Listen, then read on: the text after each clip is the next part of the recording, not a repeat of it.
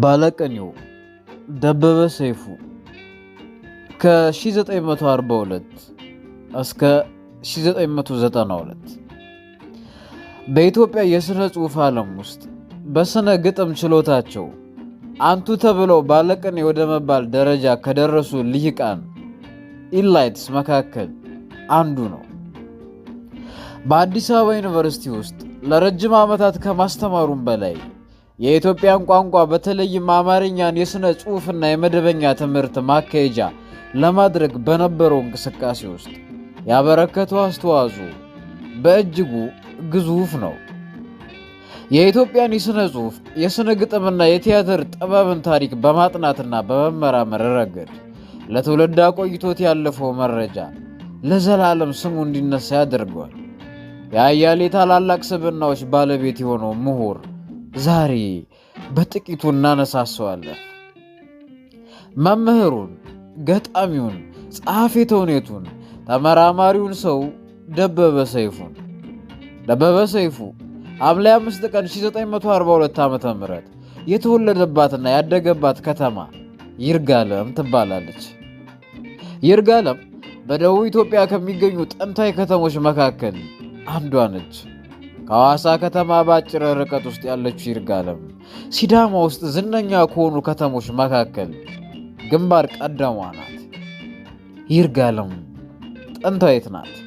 ከዚያም አልፎ ጥንት የደቡብ ኢትዮጵያ ዋና ከተማ ሆና የልዩ ልዩ ሕዝቦች መናኸሪያ ነበረች። ይህቺ ከተማ በ1940ዎቹ 50ዎቹና 60ዎቹ ውስጥ ከልዩ ልዩ የደቡብ ከተሞች ተማሪዎች እየመጡ የመካከለኛና የሁለተኛ ደረጃ ትምህርታቸውን የሚከታተሉባት ማዕከል ሆና ቆይታለች። ይርጋለም ህብረ ሕዝብ ያለባት የኢትዮጵያ ምሳሌ ነች።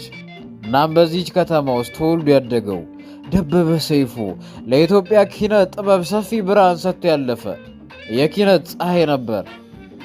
ደበበ ሰይፉ የሁለተኛ ደረጃ ትምህርቱን እዚህ አዲስ አበባ ውስጥ በኮከበ ጽባ ትምህርት ቤት ካጠናቀቀ በኋላ ወደ ቀድሞ ቀዳማዊ ኃይለ ሥላሴ ዩኒቨርሲቲ ተብሎ ከሚታወቀውና በአሁኑ አዲስ አበባ ዩኒቨርሲቲ በመግባት ስነ ጽሑፍን መማር ጀመረ። ከዚያም በ1965 ዓ.ም ከዚሁ ዩኒቨርሲቲ በከፍተኛ ማዕረግ ተመረቀ። ቀጥሎም በዚያው በዩኒቨርሲቲ ውስጥ ስነ ጽሑፍን ማስተማር ጀመረ። እንደ ደበበ ሰይፉ ያሉ መምህራን በዚህ ትምህርት ክፍል ውስጥ መቀላቀል ሲጀምሩ ዲፓርትመንቱ እያደገና እየተስፋፋ የመጣበት ዘመን እንደሆነ መረጃዎች ያመለክታሉ። ምክንያቱም የጥናትና የምርምር ውጤቶች በስፋት መሰራት ጀመሩ። ለምሳሌ ደበበ ሰይፉ የኢትዮጵያ የሥነ ግጥምና የሥነ ጽሑፍ ታሪክና በዚህ ታሪክ ውስጥ ደግሞ ኪነታዊ አስተዋጽኦአቸው ሰፊ ሆነው ጎምቱ አበው ጸሐፊያንን ታሪክና የአጻጻፍ ቴክኒካቸውንም ጭምር እያጠና ማቅረብ ጀመረ። ያለፈው የጥበብ አሻራ ለመጪው ጥበብ የሚያቀብለውን መረጃ እየወሰደ ትውልድን በጥበብ ማስተሳሰር አንዱ ተግባሩ ነበር።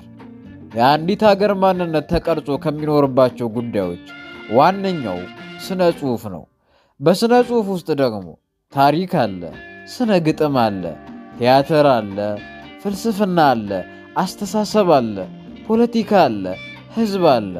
እረ ብዙ ነገሮች አሉት። ደበበ ሰይፉ ደግሞ እነዚህን የኢትዮጵያን የማንነት መገለጫዎች ከጥንታዊ ሰነዶቹ ውስጥ እየፈተሸ በማውጣት ትውልድ እንዲህ ነበር፣ እንዲህም ኖሯል፣ እንዲህም አስቧል እያለ የዘመን ርቀታችንን እንዳይለያየን ከትውልዶች ጋር ያገናኘን ነበር። ደበበ በሥነ ጽሑፍ ውስጥ የትውልድ የመሸጋገሪያ ድልድይ ሆኖ አገልግሏል። ደበበ በቀላል አነጋገር ሀያሲ ነበር። ሀያሲ ታሪክ አዋቂ ነው። ያለፈውን ከአሁኑ ጋር እያነጻጸረ የሚያስረዳ የሚተነትን ባለሙያ ነው። የሂስ ጥበብን ደግሞ እንደ ሙያ ከታደሉት ሰዎች መካከል ደበበ ሰይፉ አንዱ ነው።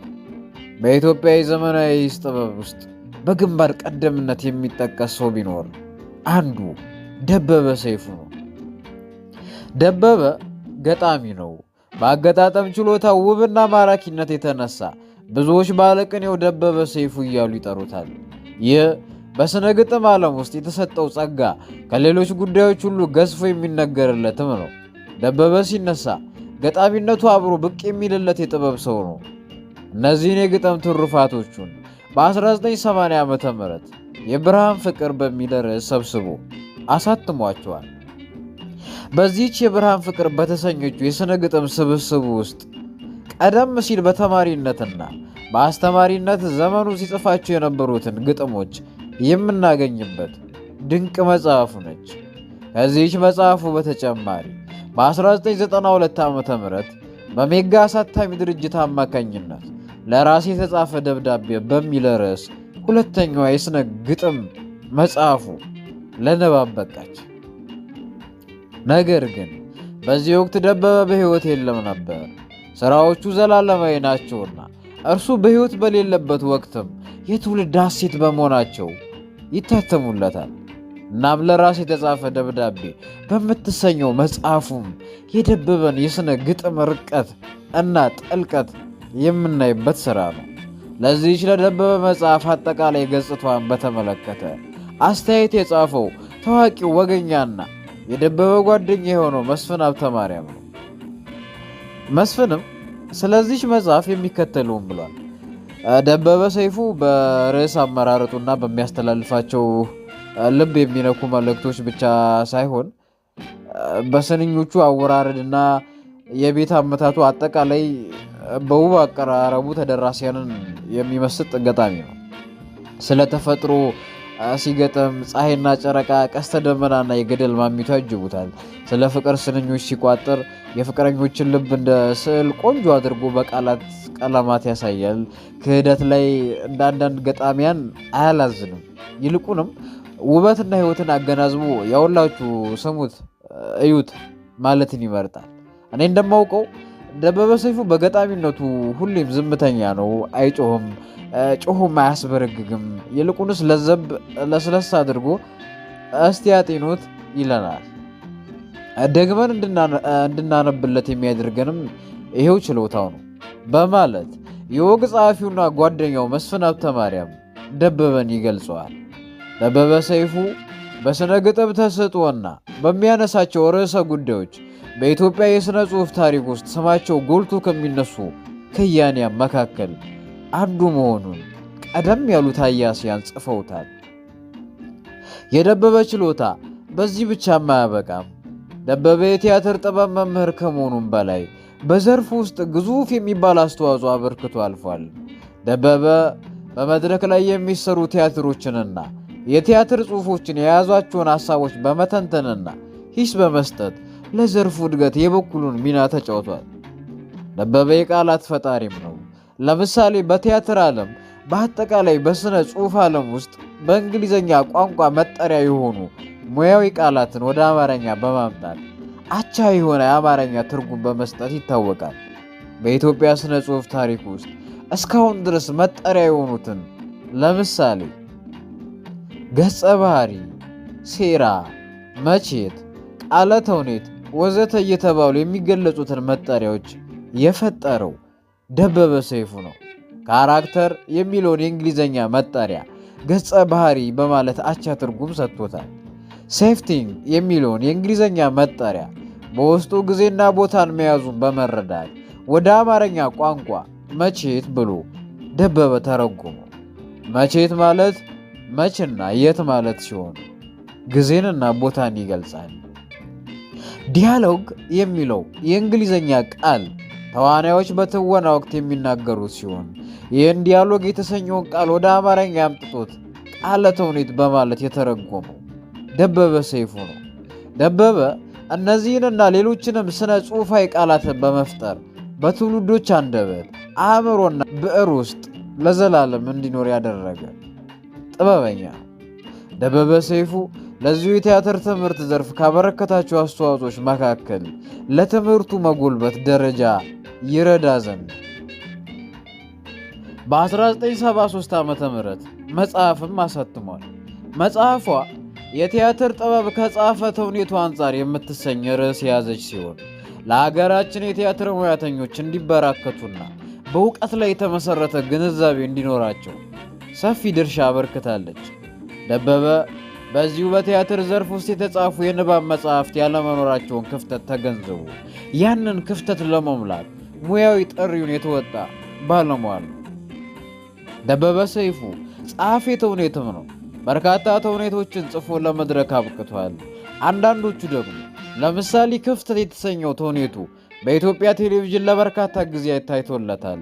በዚህ ክፍተት በተሰኘው የደበበ የቴሌቪዥን ድራማው ላይ በመተወን ተፈሪ ዓለሙ፣ አለማየሁ ታደሰና ሙሉዓለም ታደሰ ድንቅ የሆነ ብቃታቸውን አሳይተውበታል። ደበበ ሰይፉ ከጻፋቸውና ከተረጎማቸው ተውኔቶች መካከል የሚከተሉት ዋና ዋናዎቹ ናቸው። ከባህር የወጣ ዓሣ፣ እናትና ልጆቹ፣ እነሱ እነሷ፣ ሳይቋጠር ሲተረተር፣ የሕፃን ሽማግሌ፣ ማክቤዝና ጋሊሊዮ ጋሊሊ ይገኙበታል። ከእነዚህም ሌላ በ1973 ዓ ም ማርክሲዝምና የቋንቋ ችግሮች የሚል መጽሐፍ ከማሳተሙም በላይ በ1960 ዓ ም ያዘጋጃት የሦስት አጫጭር ልቦለዶች መድብል የሆነችው ድርሳኑ ትጠቀሳለች። ደበበ ሰይፉ ከእነዚህ ከረቀቁና ከመጠቁ ምሁራዊ አስተዋጽኦ በተጨማሪ በበርካታ ኪነ ጥበባዊ ጉዳዮች ላይም አሻራውን ያሳረፈ ነው። ለምሳሌ በቀድሞ ኩራዝ አሳታሚ ድርጅት ውስጥ በመሳተፍ ለኢትዮጵያ ስነ ጽሑፍ መስፋፋት እገዛው ሰፊ ሆኖ ኖሯል። በኢትዮጵያ ሬዲዮ ውስጥም የኪነ ጥበብ ዘርፍ ውስጥ ያሉትን ፕሮግራሞች አማካሪ ሆኖ ሰርቷል። በአዲስ አበባ ዩኒቨርሲቲ ውስጥ የቋንቋም ተቋም ጆርናል አሳታሚ ኮሚቴ ሊቀመንበር ሆኖ አገልግሏል።